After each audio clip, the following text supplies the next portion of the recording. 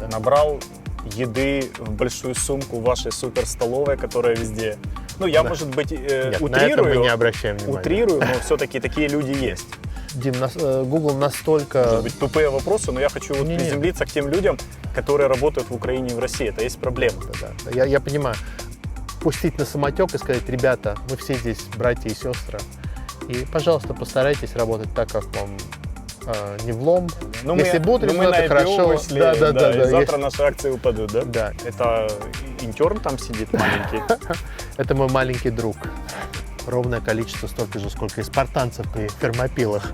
Не случайность, мне кажется. Вы победили своего царя Дария? Мы в процессе. А сейчас в этой организации работает больше 30 тысяч человек. Да? Вопрос, наверное, самый важный для всех, кто смотрит, это выдают ли вам шапочки гуглеров, когда приходит новый сотрудник. Ты, наверное, загуглил.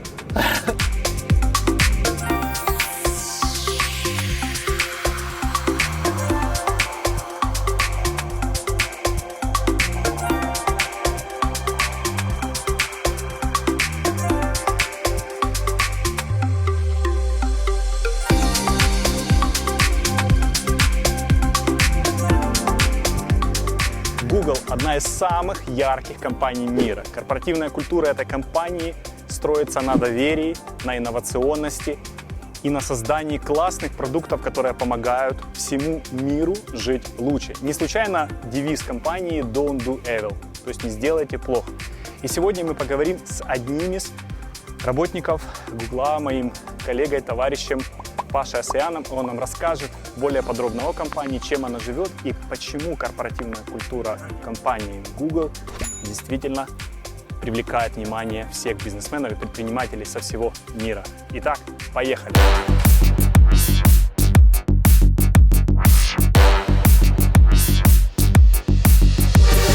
Привет, Паша. Спасибо большое, что ты сегодня согласился рассказать нам о компании Google. На канале компании Fast Forward мы рассказываем интересные кейсы из самых известных мировых компаний, и Google, безусловно, является одной из таких компаний, которые восхищаются, которые хотят работать. И перед тем, как мы начнем, расскажи немного о себе, чтобы все понимали, в каком контексте мы общаемся, кто ты есть, какой у тебя опыт, чем ты занимаешься. Хорошо, я приехал в Америку в 17 лет. Так получилось, что я приехал с семьей, мне нужно было работать, поддерживать семью. Много чем занимался, в конечном итоге поступил в университет. Поработал чуть-чуть в Cisco после университета. Потом пришел в Google, как интересно, на работу рекрутера. Поработав рекрутером в Гугле год, я перешел в отдел продаж. Много занимался продажами новых продуктов Google, в том числе G Suite, так называемый, потом Google Maps. Потом плавно перешел в партнерство. Помог построить партнерство для сначала Google Maps, потом последние 4 года работаю в одном из самых быстрорастущих направлений Google под названием облако. Google Cloud, да? Совершенно верно. Ты в компании уже 12 лет. Да. Говоря в контексте долины, тот, кто знает, да, это, наверное, одна из самых горячих частей Америки, где люди переходят из компании в компанию на огромные зарплаты.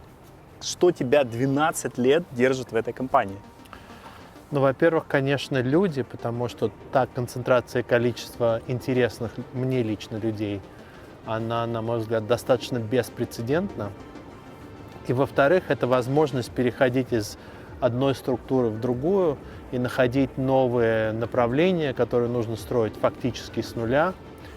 И вот эта вот возможность того, что ты можешь работать в совершенно разных дисциплинах в одной и той же компании, и все время какая-то интересная новая движуха происходит, интересные продукты. Вот, наверное, это.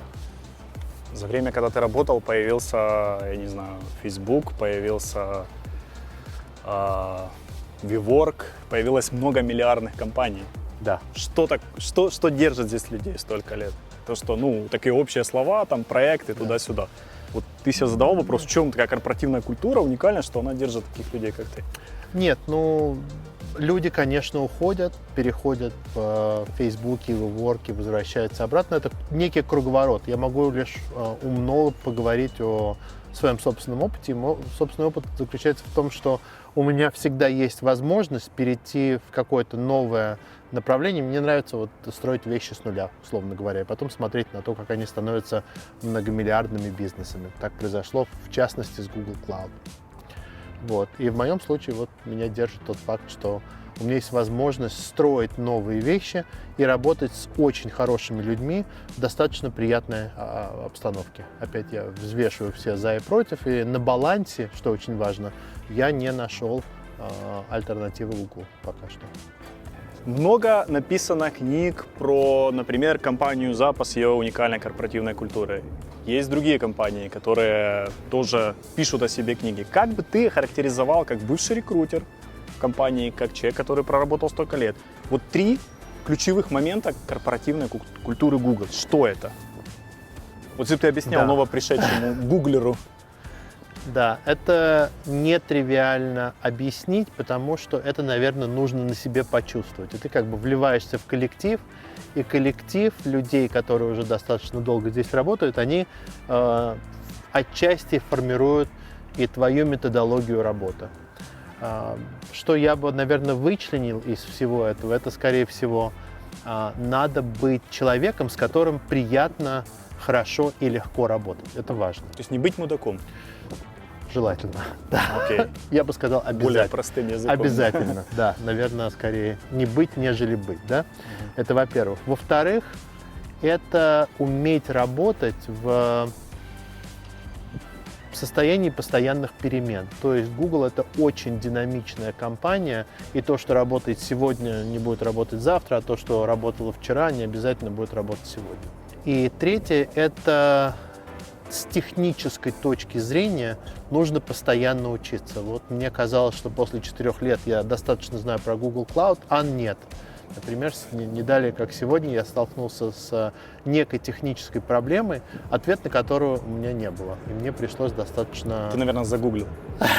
Или на Яху пошел. У нас есть внутренние системы, которые фактически имеют много ответов, но мне нужно было не только во внутренние системы обратиться, но и к коллегам, которые в этом лучше разбираются. Хорошо, резюмируя. То есть, первое, быть человеком, то есть не быть плохим таким товарищем, токсичным, от которого все отходят. Второе, это быть технически подкованным хорошо, да? То есть я знаю, что здесь все-таки люди достаточно умные работают, мягко говоря. И третье, то, что ты сказал, это... Уметь работать в ситуации, которую можно назвать как... Высокострессовой? Я бы не сказал. Я бы сказал, это скорее контролируемый хаос. И вот в этом контролируемом хаосе нужно из этого хаоса каким-то образом делать так, чтобы это был меньше хаос. Кстати, по поводу хаоса. Я первый раз в Google попал в 2007 году. Вы еще были гораздо меньше, корпусов было меньше. Но тогда уже компания была далеко не маленькая. Сейчас это компания, в которой работает сколько? 40 тысяч?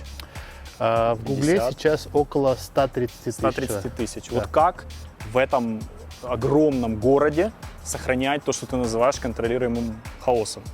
Нет, вот контролируемый хаос как раз сохранять достаточно легко, потому что... Контролируемый, да, не просто хаос.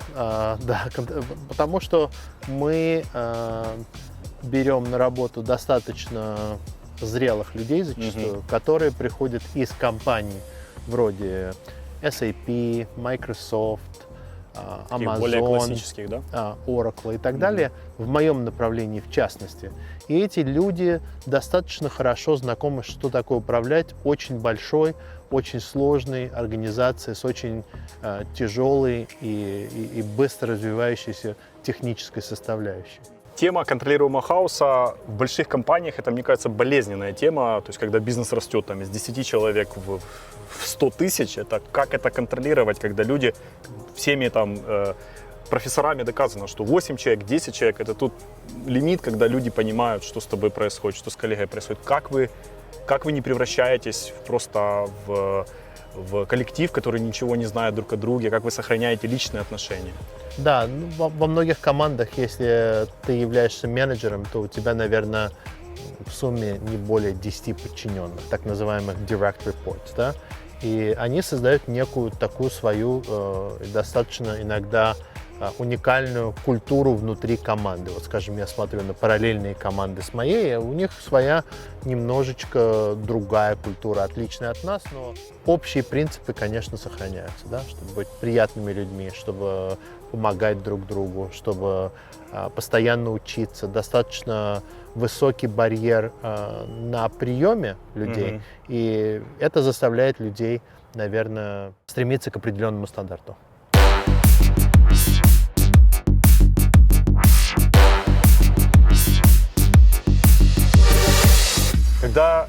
Когда в 2007 году я впервые познакомился и попал в Google, тогда нам рассказывали о том, что компания все еще плоская достаточно, что там между основателями, там, Ларри Пейджем, Сергеем Брином и каким-нибудь там среднестатистическим программистом очень мало уровней субординации. Сейчас это так же? Или компания все-таки уже настолько огромна, что ты не можешь там Сергею написать?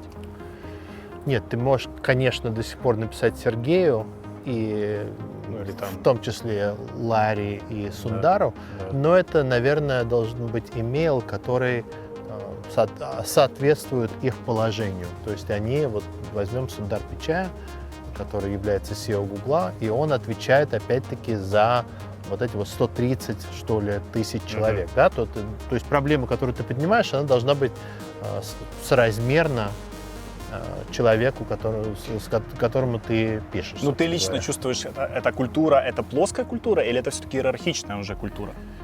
Мне кажется, что это нечто среднее между плоской культурой классического стартапа, очень молодого, и иерархичной культурой какой-то большой такой непонятной корпорации. Да? У нас есть определенная иерархия, конечно же.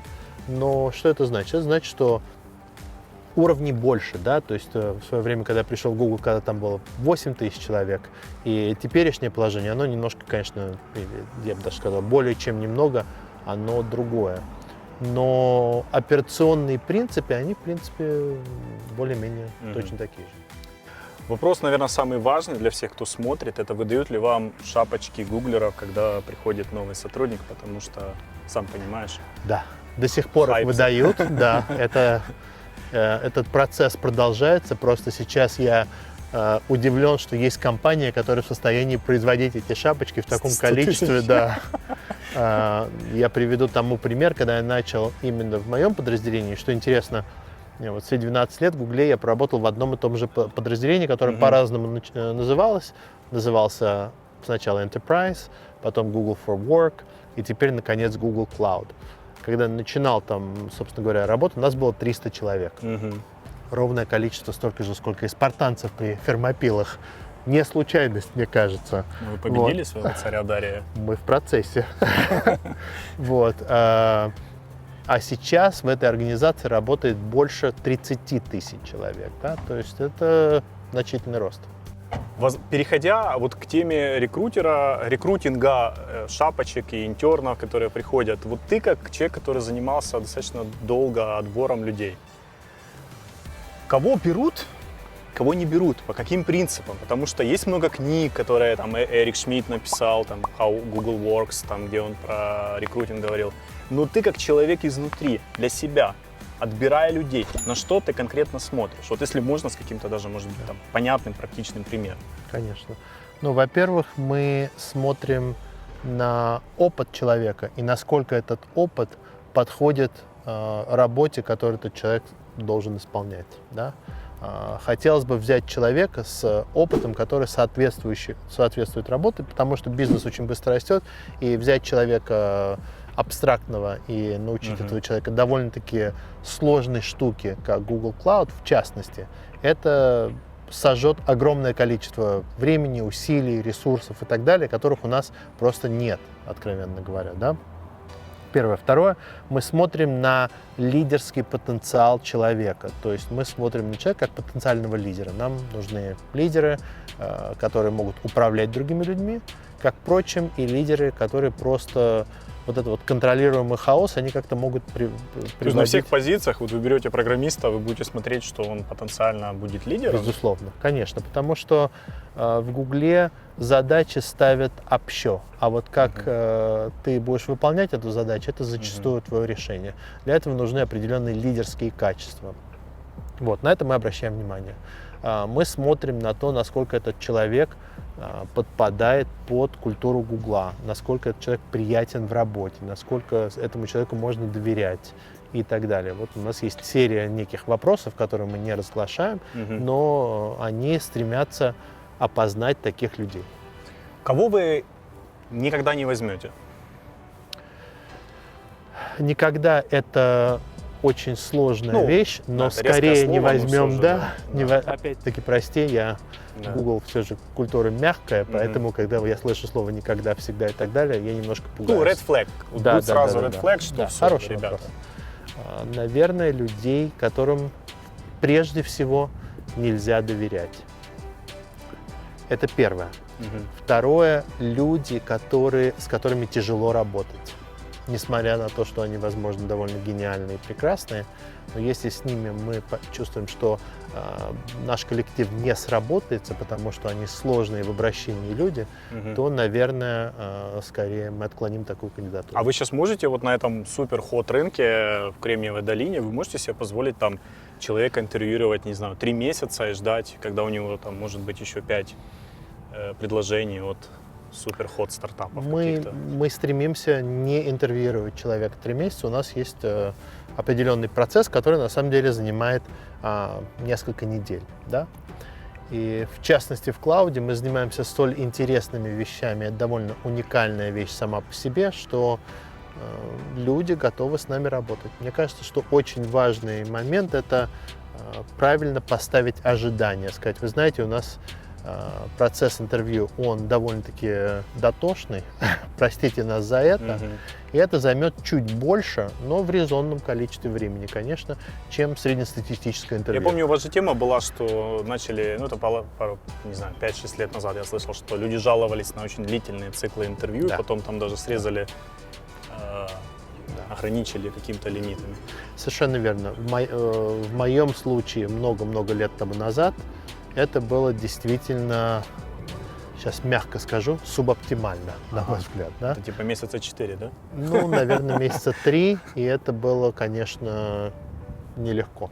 А сейчас процесс очень упрощен. Мы нанимаем в облако, в частности, очень большое количество людей. И вот, когда я принимаю участие в этом процессе, я весьма им доволен. То есть он довольно простой. Человек интервьюирует в течение недели, условно говоря. На следующую неделю садится некий консилиум людей, которые в том числе проинтервьюировали этого человека. Говорят, да, нет, почему. Есть некое обсуждение. Если все за, грубо говоря, то собирается вместе вся эта документация и на утверждение идет дальше. То есть все должны согласиться? Да. А вот ты для себя как ответил на вопрос, наверное, который болезненный для всех, кто будет смотреть, без исключения в любой стране мира, вот как компанию не допустить засранца, который супер умный, который супер классно кодит, или там он может звездой быть, но он засранец. Вот как его не допустить? Вот есть какая-то лакмусовая твоя бумажка? Засранец — это, мне кажется, слишком токсичный человек. Техническое выражение, да. Полностью не допускать людей, которые нам не подходят, наверное, невозможно. Да? Все же люди достаточно умные, они умеют прятать свои недостатки. Но у нас есть серия вопросов, которые проверяют на совместимость этого человека с гугловской культурой. Да? И потом в течение работы человек понимает, насколько они хорошо попали в Google и наоборот. Да? Вы его в горы, как Высоцкий. Парня в горы возьми. С горами у нас, несмотря на то, что штаб-квартира находится в городе Mountain View, у нас сегодня, слава богу. Вот. Но горы — это, наверное, хорошая аллегория столь интенсивной работы, с которой придется, наверное, всем столкнуться. Я недавно был в Лас-Вегасе в запасе. У них есть очень четкий свод 10 правил, которые у них везде, там и на футболках, и везде. У вас есть свод, который вот любого человека остановить на кампусе, он скажет там 1, 2, 3, 4, 5.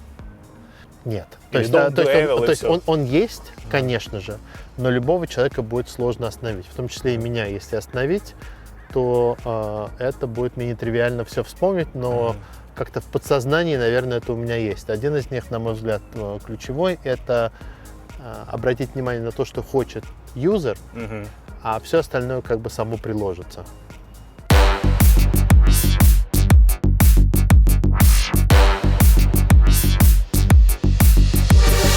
Исходя из этого вопроса про свод правил, точнее, которые, вот опять же, я видел в записи каких-то утвержденных, как ты считаешь, за что однозначно вот могут уволить?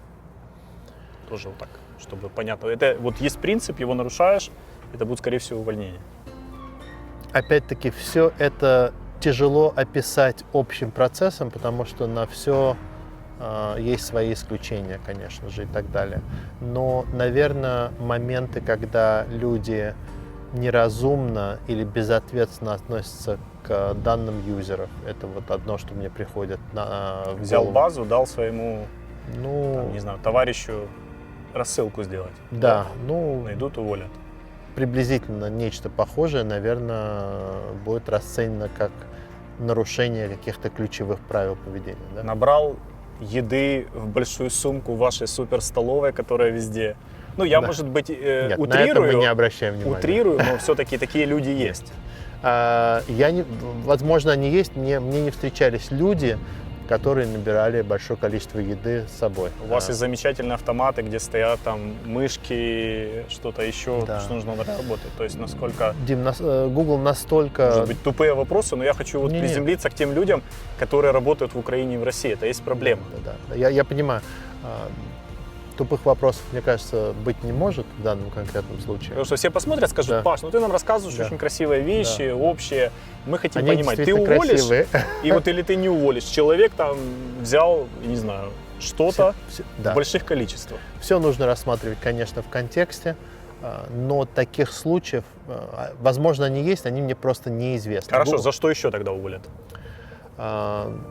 за нарушение финансовых моментов, например, списать с кредитной карточки расходы, Личные, да? личные расходы и объяснить их как бизнес. То есть откровенная ложь, Ну да. наверное, вот как-то вот такие вещи. Да? Мгм. То есть если человеку нельзя доверять, то в мелочах, это, то как ему тогда? да, чем-то то это, более наверное, крупном? опять-таки, хочу быть очень осторожным и сказать, Мгм. что это не автоматическое увольнение ни в коем случае, да, Мгм. потому что, опять, все вещи надо рассматривать в контексте, и жизнь довольно-таки сложная и запутанная штука зачастую бывает, да. Но, наверное, это вот такого рода случаи обращают на себя, конечно, пристальное внимание. Будучи не один раз на кампусе Google, я видел огромное количество игровых автоматов, еды, игровых зон, лежаки для сна. Не знаю просто, чего у вас здесь нету. Вон даже роботы какие-то ездят, газон стригут. У меня возникает всегда один вопрос. Вот так, когда первый раз так видишь все это. Ребят, вы вообще здесь работаете? Или у вас это все benefits просто? Мне кажется, у людей, которые не работают в Гугле, конечно, может сложиться такое впечатление, еще там много чего, что не очевидно сторонним наблюдателю. У нас есть массажи, в том числе, да, у нас есть места, где можно поспать в течение дня. Но ко всему этому очень быстро привыкаешь, с одной стороны. С другой стороны, динамика работы, она настолько сильная, что, в принципе, это все не очень важно. Я тебе приведу конкретный пример, что, вот, скажем, при всем количестве огромных столовых, а их, наверное, больше сотни, я должен, наверное, подумать, но около сотни или что-то в этом роде. Я всегда хожу в одну и ту же, и мой ланч у меня занимает обычно минут 30. То есть за 30 минут я как-то сажусь, ем, встаю и иду дальше по делам. Я знаю одного товарища, который не так давно из одной компании перешел в Google. Я помню, первые 3 месяца с ним общался, и когда спрашивал: слушай, давай там какой-то вопрос обсудим, он говорит: извини, мне настолько тяжело первые 3 месяца, что я был удивлен, потому что человек действительно прокачанный, не какой-нибудь там интерн первый раз в жизни работающий. То есть это У меня сложилось впечатление, что весь этот красивый антураж Гугла и вот эти benefits, это такой шум, на самом деле здесь впахивает очень таки не слабо, особенно если проект какой-то гиперответственный. Но все эти бенефиты, они ведь в принципе очень сильно помогают. Тот же самый массаж, он очень хорошо помогает для стресса. Тот факт, что здесь везде есть еда, и это удобно, это сохраняет тебе большое количество времени. Это интерн там сидит маленький? Это мой маленький друг. Это робот, который стрижет газон, да? Я не знаю, Он чем за еду занимается. работает? Не знаю, чем он занимается. Или за электроэнергию? Откровенно говоря. Я думаю, он стрижет газон. Может быть. Но возвращаясь к твоему вопросу, впахивать, опять-таки, тяжело сказать про всех. Могу про себя сказать, что первые 3 месяца, может быть, полгода мне было очень тяжело. И я работал там, не знаю, условные там 14 часов в день. И входил в курс дела, понимал, как это все происходит и так далее. И бывают авральные моменты. То есть, ты говорил, часть корпоративной культуры — это в том числе и серьезно впахивать, работать на... Это не часть культуры, я бы не сказал. Часть культуры — это перевыполнять ожидания, свои собственные в том числе. И самое главное, наверное, свои собственные. Exceed expectations, да? Да, да. И это приходится выполнять либо будучи чрезвычайно гениальным человеком, либо или, скажем так, трудом. Я знаю, что ты, за последнее я наблюдаю за твоей деятельностью, там пару-тройку лет, я знаю, что ты много путешествуешь, выступаешь, рассказываешь, и я знаю, что многие это делают. Это какая-то тоже у вас часть вашей экосистемы человеческой, или что это? Или это людям просто фан? Опять-таки, да, у нас нет каких-то таких циркуляров, что ли, что вот вам нужно это делать. Просто мне кажется, что если я могу поделиться своим опытом работы в Гугле, то это может быть на балансе положительно будет и интересно людям, собственно говоря. И вот приносить положительные вещи в мир, если я могу даже осмелиться так подумать, то это для меня лично очень полезная и хорошая вещь. Я для себя это делаю, откровенно говоря. Когда я делаю кому-то что-то полезное или хорошее, да, то это какой-то смысл жизни отчасти. Давай немного поговорим о этапе, когда приходит сотрудник. Он может быть умным, он может быть отличным программистом, но он, как правило, все равно не дотягивает на 100% до идеальной картины гуглера. Как у вас выглядит программа, то, что называется онбординга или адаптации? Что она в себя включает, что в твоем понимании Google менеджер, Google боец, вот кто он, что он должен уметь, как ты к этому готовишь, как ты помогаешь людям двигаться в это состояние? Мне кажется, во-первых, я умно не скажу про программистов, потому что я сам не программист. Sales, рекрутер. Я работаю с программистами, но мне тяжело говорить на эту тему. Во-вторых, мне кажется, нет такого понятия идеального программиста или идеального работника Гугла. Мы не рассуждаем так, мы рассуждаем, что есть определенные цели, и человек может не достигать этих целей. Да? И моя задача как члена команды помочь этому человеку. Давай переформулирую вопрос. Представим ситуацию, человек приходит в армию, он супер классный, но ему проводят буткемп. Да. Вот что в вашем понимании вот этот буткемп адаптация? Да.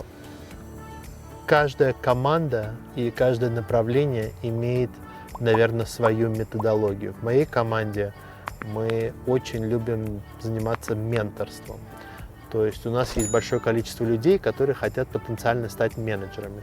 И вот это прекрасная возможность для этого человека показать свои лидерские способности. Когда приходит новый член команды, мы назначаем некого человека быть ментором новоприбывшему сотруднику и привязываем оценку вот этого ментора к успеху нового сотрудника отчасти. То есть, скажем, 20% твоей отметки, условно говоря, будет зависеть от успеха этого нового сотрудника. Конечно, все это делается, стоит ли говорить, в консенсусе. Все должны на это согласиться. И вот таким образом... Ну вот если взять Да. продавца, пришел продавец, он работал до этого, он понимает Мгм. какие-то основы, там, не знаю, Да. работа с возражениями, еще какие-то Да. базовые вещи. Ну вот что еще ты, или ты ему скажешь, окей, ты супер, мы тебя наняли очень умным, иди работай. Кроме менторства, что он еще должен здесь, какие этапы пройти в развитии Конечно. своем? То есть у нас есть некий многостраничный документ Мгм. с ссылками, который расписывает вот это вот онбординг, как ты его назвал совершенно верно, в течение 3 месяцев. То есть первые там неделю надо проработать вот это, Мгм. вторая неделя вот это, записаться на такие-то классы, сдать такие-то сертификаты, познакомиться с такими-то людьми, понять, как работает CRM, в которой ты работаешь, и так далее. То есть это все достаточно четко прописано с одной стороны. С другой стороны, когда у тебя есть некий ментор, который тебе во всем этом деле помогает, то это очень, очень полезная вещь, собственно говоря. Этот ментор — это человек, который тебя может знакомить с правильными людьми, которые тебе помогут внутри Гугла, Мгм. и это очень полезно.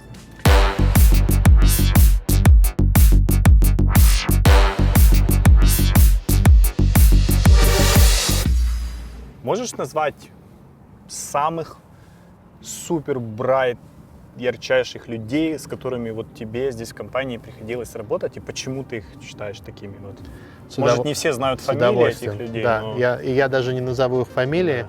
потому что чем больше я работаю в Гугле, Мгм. тем больше я, смотря вокруг, в Гугле самом и вне Гугла, понимаю, что вот эти вот захайпанные имена, они при ближайшем рассмотрении, не буду называть имен Мгм.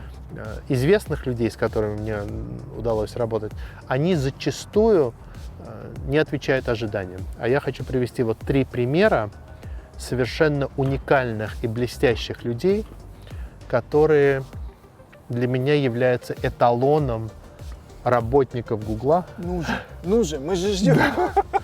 эталонов работников Гугла и, в принципе, примерами лично для меня для подражания. Это 3 человека. Человек номер 1 – это выходец из России. Его зовут Гриша. Привет, Гриша, если ты Гриша, смотришь. привет. Мы с тобой восхищаемся, Гриша. Да, Гриша – это не только один из самых блестящих инженеров в Гугле, который фокусируется на machine learning, между прочим, работает на, наверное, одном из самых сложных технических направлений Гугла, которое, откровенно говоря, уже вне моего понимания, но это включает в себя и quantum computing, в том числе машинное обучение и так далее. И является эталоном прекрасного человека. Я просто знаю его лично. Я не знаю, по какой причине он со мной дружит, но вот. Наверное, потому что он мне сказал однажды, потому что я очень смешной. Вот. У меня много хороших шуток для него есть. Я всегда готовлюсь к нашей встрече с какими-то новыми шутками и историями, чтобы не приходить с пустыми руками. Это блестящий человек. Это человек, которым я восхищаюсь и его человеческими качествами, и его техническими качествами. При этом, что очень важно, он чрезвычайно скромный и человек, который никому не известен. А на самом деле это один из самых блестящих людей, которых я видел за всю свою жизнь, безусловно. Гриша. Гриша. Помним.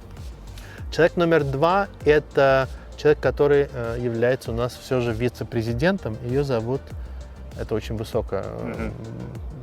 высокий пост в Гугле, ее зовут Дженнифер. Дженнифер прекрасна тем, что она, опять-таки, скромнейший человек, умнейший человек, который, являясь продакт-менеджером очень сложного и инновационного продукта в облаке, при этом может совершенно спокойно включить тумблер в голове и говорить с простыми смертными на их языке. То есть она может углубиться как угодно глубоко в технологию, или она может, вот скажем, в моем случае однажды я пригласил ее выступить перед совершенно не техническими, но очень стратегически важными партнерами, и она совершенно блестяще могла понять на каком уровне ей остановиться, да? Она блестяще говорит, она блестяще понимает технологию, она очень хороший коллега, который невероятно поддерживает людей абсолютно любого уровня. Вот это второй человек. И третий человек, и это был мой бывший менеджер, который был офицером морской пехоты в свое время, принимал участие в самом большом и кровопролитном сражении морской пехоте в городе Фаллуджа, был ранен, его зовут Бен.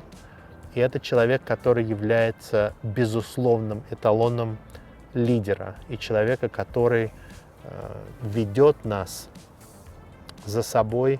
И все люди, которые с ним когда бы то ни было работали, говорили, что если нам нужно будет полететь на Марс или осваивать Альфа Центавру, то мы полетим за ним. Я, кстати, наблюдал в кругу знакомых, ну, кого я знаю, читал, Эрик Шмидт в своей книге писал, что очень много берут выходцев из армии, потому что люди как-то уже, что ли, умеют отношения строить, подчиняться, у них нету заносчивости. То есть это какая-то такая, видимо, тоже фишка. Наверное. Но, откровенно говоря, я и очень много знаю совершенно блестящих людей, вот Дженнифер тому пример, которые совершенно удалены от вооруженных сил.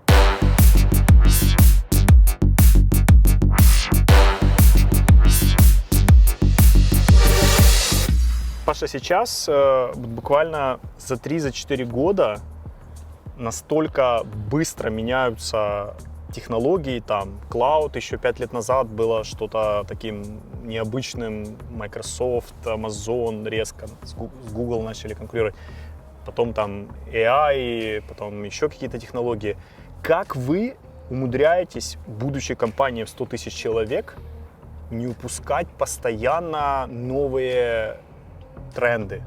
Потому что очень легко, как в свое время там Sun Microsystems или какие-то другие исчезнувшие компании, просто сесть, и у вас очень много денег идет от G Suite, у вас все еще огромные деньги идут от поисковика.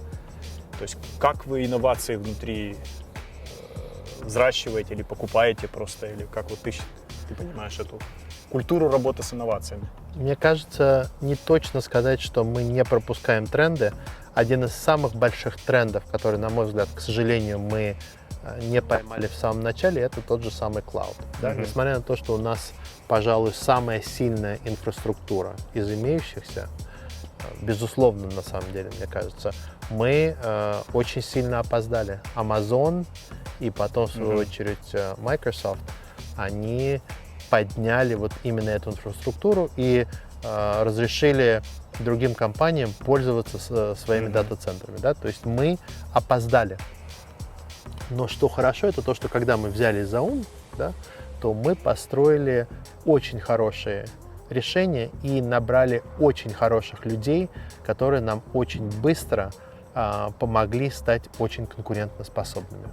Но все-таки возвращаясь к вопросу, как вы не пропускаете, как вы умудряетесь отслеживать это, ловить это? Есть какой-то совет, механизм, я не знаю, как это делается? Я, откровенно говоря, не думаю, что справедливо было бы сказать, что мы не пропускаем эти тренды. Мы зачастую, давайте назову еще пару примеров. Мне кажется, мы пропустили в свое время тренд social.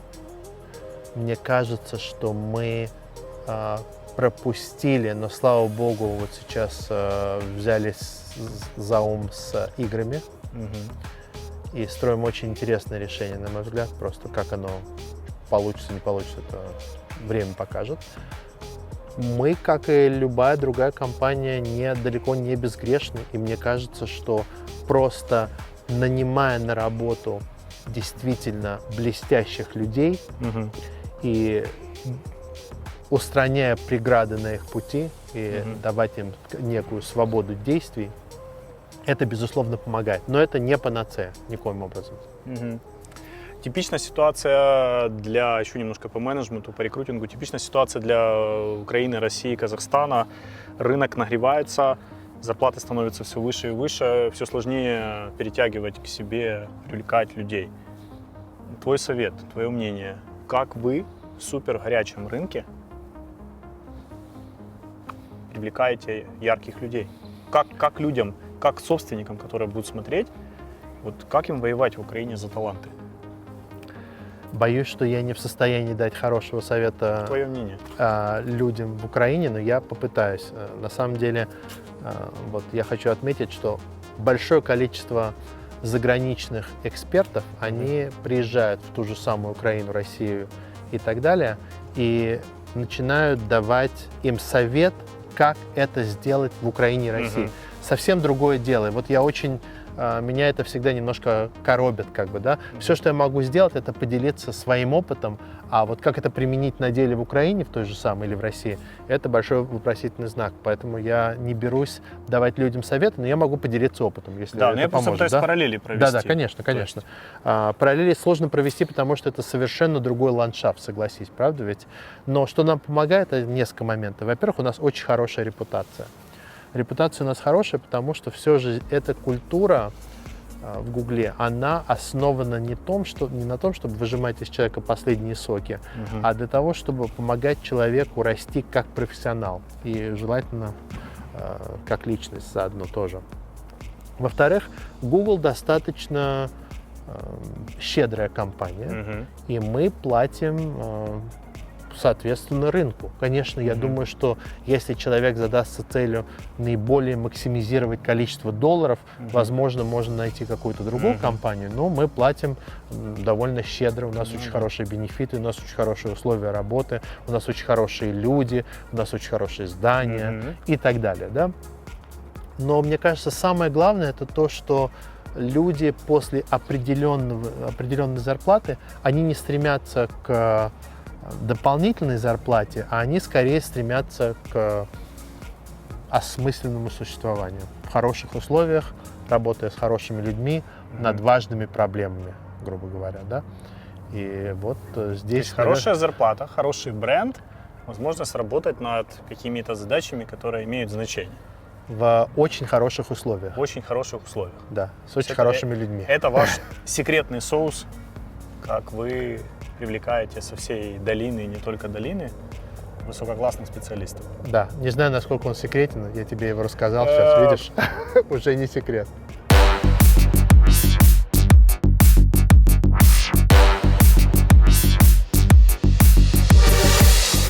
Ты сторонник четкого стиля управления, полудирективного, с четкими дедлайнами, с четкими графиками, или больше сторонник а-ля запас, мы здесь все друзья, все братья, делайте, что хотите, там, вот главное, проект закончите?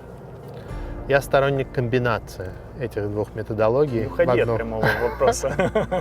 Опять-таки, вот, наверное, чему очень сильно учит Google, это нюансированному пониманию проблемы, да. Все это, жизнь очень сложная, на самом деле, как оказалось, и однозначных ответов, наверное, я не смогу дать ни по какому вопросу. Мне кажется, что немаловажно это совместить максимальную свободу людей, это очень важный момент, максимальную свободу и очень четкие и понятные цели, к которым мы идем. Да? То есть должна быть определенная цель, а вот выполнение этой задачи, наверное, нужно оставить на волю сотрудников с тем, что этот сотрудник понимает, что он всегда может прийти и к коллегам, и всегда может прийти к начальству, и к нижестоящим сотрудникам, и понять, что все хотят помочь тебе. Ну, ты вообще веришь, вот сейчас есть течение, вот эта холократия, да, когда там каждый сам себе начальник, ты вообще вот в этом направлении, что ты по поводу него думаешь? Идея... Это хайп или это реальность? Нет, идея хорошая, но она в случае, скажем, с публичной компанией сложно выполнима. Да? То есть запуск это все же часть Амазона. А Amazon, как мы знаем, это компания с очень жесткой культурой, конечно же. Да? Опять-таки не буду оценивать, как это плохое, хорошее или среднее, да? Но это скорее факт, нежели не факт. Да? То есть пустить на самотек и сказать: ребята, мы все здесь братья и сестры, и, пожалуйста, постарайтесь работать так, как вам не влом и в удовольствие. И не тяните домой ничего. Да. И как-то посмотрим, какие будут у нас результаты. Да. Ну, Если будут мы на результаты, IPO хорошо. вышли, Да. и завтра наши акции упадут, да? Да, нет, все же у нас есть цели, у нас есть очень большая ответственность перед shareholders. И ответственность перед людьми, которые работают в Гугле, которые тоже являются shareholders и так далее. Ответственность перед командами, ответственность перед очень важный момент, перед заказчиками, перед юзерами и так далее. И для того, чтобы вот этот вот стандарт встретить, нам нужно иметь определенные цели. И эти цели должны выполняться, а желательно перевыполняться. Вот, наверное, как-то так. Всем понятно, да? То есть между холократией и не демократией, что вы говорите, Паша? Опять-таки, очень важный момент. Тут хорошо, что мы остановились на одну секунду. Далеко не считаю себя истинной в последней инстанции. Все, что я говорю, это мнение всего лишь одного Безусловно. гиперсреднестатистического человека. Дисклеймер, да. Все, что Паша говорит, пожалуйста, не привлекайте нас потом Да, к ответственности. это всего лишь навсего мой опыт.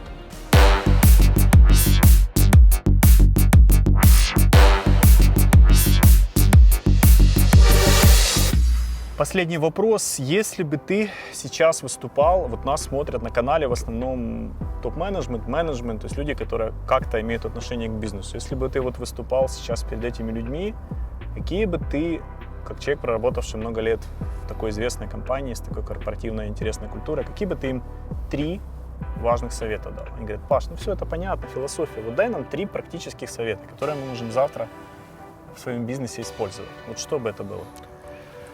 Постараюсь. Я не знаю, если остановлюсь на 3, останови меня, если нет. Да.